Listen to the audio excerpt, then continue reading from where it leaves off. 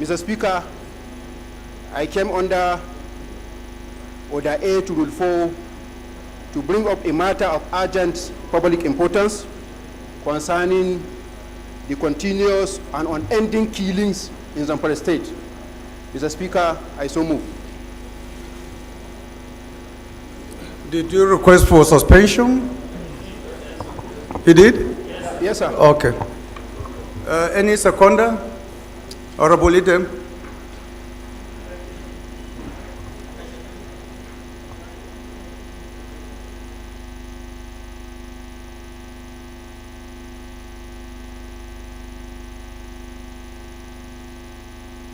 Member representing Ukanafun, Rogonan Federal Constituency of Akwa Ibom State.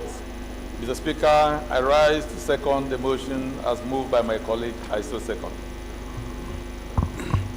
Honorable colleagues, those in support of this motion that is urgent enough to be taken should please say aye. Aye. Those against should say nay. The second leg, any seconder for the second leg for the suspension of our orders to take this motion now.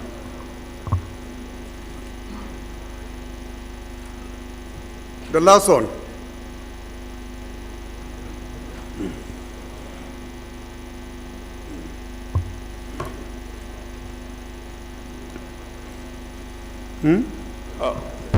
Thank you, Mr. Speaker.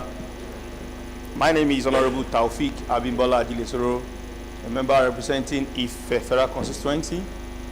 I stand to second the motions that our rules be suspended in order for our honorable members to take his motions. I so second, Mr. Speaker.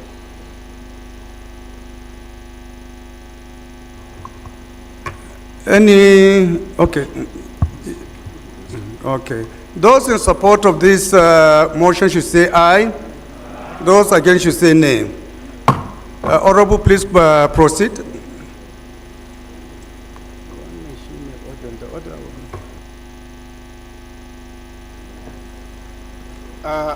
Thank you, Mr. Speaker. My respected colleagues, motion on matter of urgent public importance about the continuous and unending killings in Zamfara State. The House notes that Nigeria is a federation made of 36 states and the Federal Capital Territory, which states created to bring the government closer to the people. To complement the effort of the federal government in providing social amenities and in maintenance of law and order, ensure the security and safety of the people are of paramount importance amongst several others.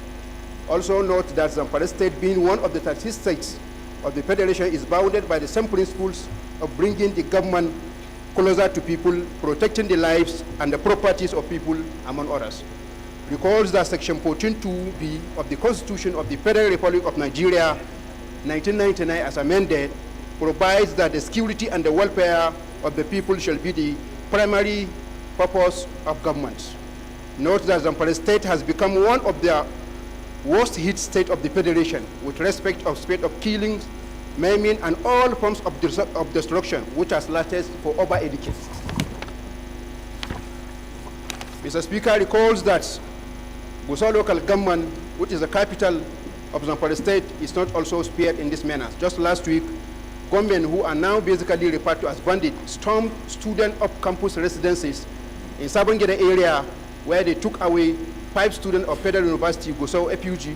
Up till this moment, the students are in captivity as the bandits are demanding millions of naira as ransom. Mr. Speaker, Mada, Wona, Karijiya, Wanke, Ruwan Ore, Magami, Damba, Karazau, Kasharwa, Tungar Haki, all are towns under Gusau local government who are predominantly farmers and business people. But today, they can't access their farms, they can't go to their markets. As a result, business transactions, especially in the rural market, have been paralyzed, thereby causing the residents of these areas untold hardship, poverty, and hunger. Mr. Speaker, recalls that recently in Sape, bandits in a broad daylight invaded the town, attacked and killed almost 8 people, abducted dozens as usual. They are now demanding millions of naira as ransom.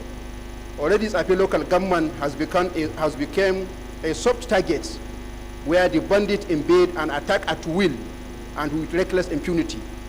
Over this time period, since the deterioration of the security, these heartless criminals have continuously sacked thousands of people from their homes, killed hundreds, and ransacked a lot of villages around Wanzamai, Danjibga, Keta, Kwarenganwa, Magazu, Endoto, and Endoton Daji, all under Sapi local government.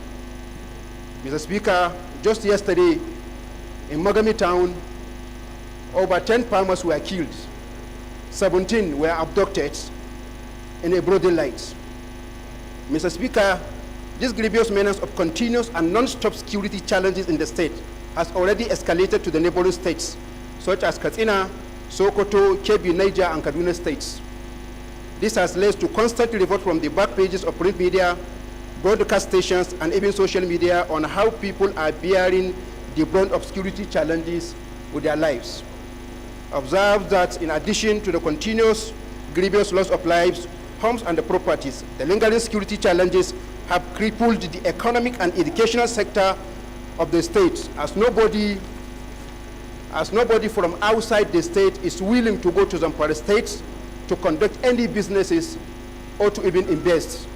Again, up till today, Mr. Speaker, no single boarding school is operating in the states.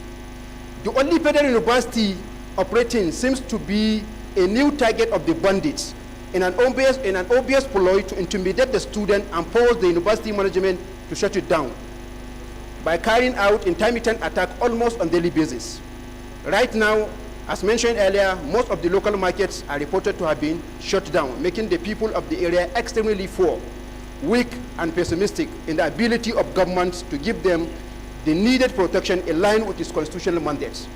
Mr. Speaker, concerned that if urgent intervention steps are not implemented and pushed by this great house, the sacrosanct provisions of the section 14(2)(b) and 3(1) of the Constitution of the Federal Republic of Nigeria 1999 as amended will be violated and denied of the people of Zamfara State, Mr. Speaker.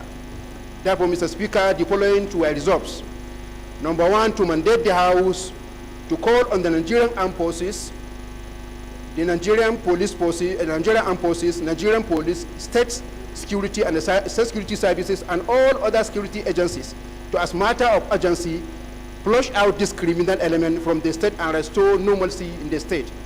Number two, to mandate the House to also call on the Nigerian Armed Forces to build military bases between Wanke to Magami, also between Dampa to Karazau, also between Kwarenganwa to Bilbis, and also between Saipe to Anzamai, and also to mount more checkpoints around these areas in order to stop these incessant attacks from bandits. Mr. Speaker, the third one and the last one is to set up an ad hoc committee to liaise with armed forces, security agencies, and other committees of the House, including the House committees on Army, Air Force, Defense, and all other relevant committees, of the House when constituted to ensure implementation of the above resolution. Mr. Speaker, I so move. Thank you.